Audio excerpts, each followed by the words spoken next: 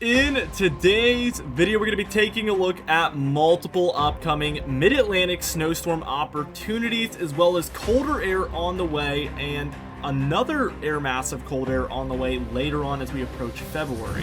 Real quickly, let's talk about my consulting company, Prestige Weather. We're closing out an amazing year with so many happy customers. If you're looking for more than the generic hourly or daily forecast that can be so frustrating and very broad, look no further than Prestige Weather. We help out individuals and businesses alike. If you're an individual looking for better, more accurate, and direct weather information, be sure to subscribe to our standard package. That's only $4.99 a month. You get early access to direct weather, seasonal, and monthly forecasts, also weekly one-on-one calls with us talking about the weather, and regional forecasts catered to your area. If you're a business, organization, or event manager, be sure to email us at prestigeweather@gmail.com or use the sign-up sheet on our website business section. We would love to work with you. We've been helping out so many businesses, organizations, and events just like yours plan for the weather ahead. We offer consulting calls, texts, and emails catered to your exact location of need. We will be on standby during your job or event and give you updates from start to finish. We also offer long range, medium range, and short range forecasts. We can help with rainfall and snowfall forecasts, plus the timing of onset and ending, which is so important. We pride ourselves on being highly flexible, and we're always willing to deliver on your specific needs. Put a meteorologist in your pocket so you no longer have to guess what the weather will do. All right, let's dive into things. And as we take a look at tomorrow afternoon, we're going to start things out here on Monday the 15th. We can already see some of that mid-Atlantic snowfall starting up.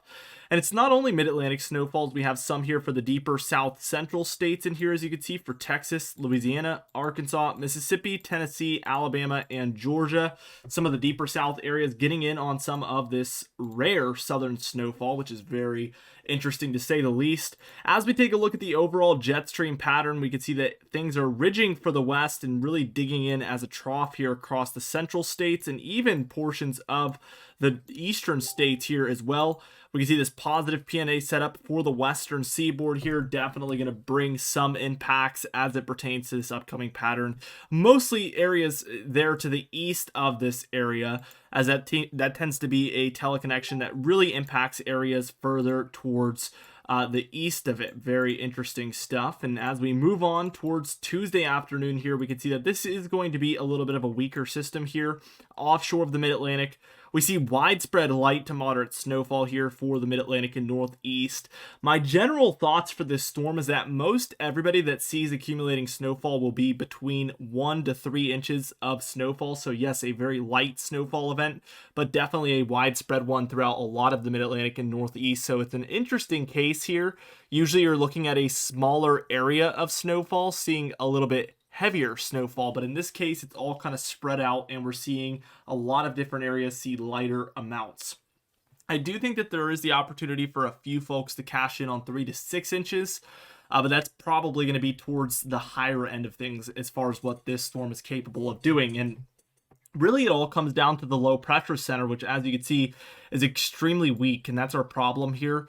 We're looking at well over 1,000 millibars, so that is going to be a weaker storm regardless kind of here, and that's going to lead towards the lighter precipitation overall when things are said and done. Cold air is not the problem, it's the amount of precipitation available and moisture in this storm.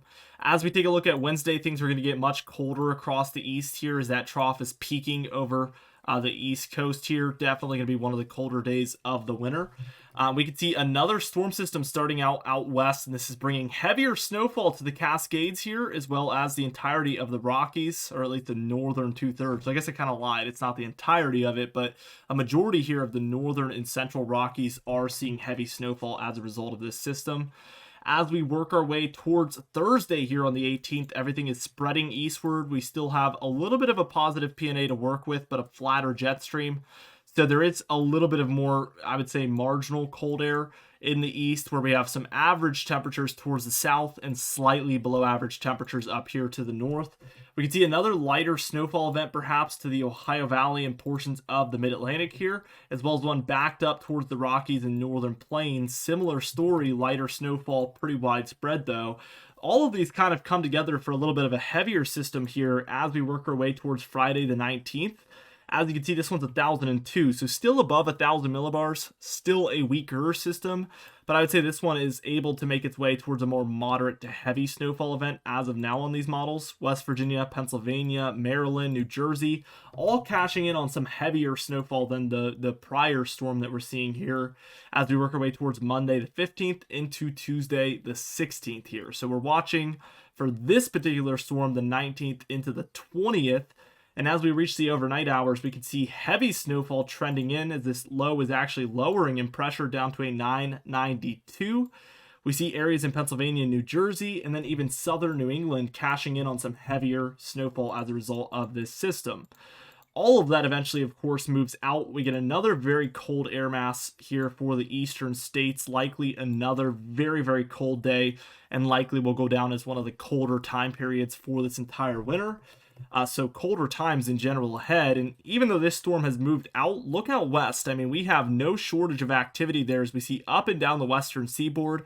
Rain and snowfall, dependent on elevation, is really, really easy to come by out there by this time frame. By the time we're reaching Monday here on the 22nd, we see a rainstorm here across the central states as we're seeing warm air finally make a push back as we've seen a very cold period here. A very long one too. You know, usually these colder air masses of recent years, I mean, we've really seen shorter lived cold air masses. And in this case, we're seeing it last a week plus, which certainly is on the longer side of things. When you compare it to the past 5 or 10 winters, this is definitely going to go down as one of the more substantial ones.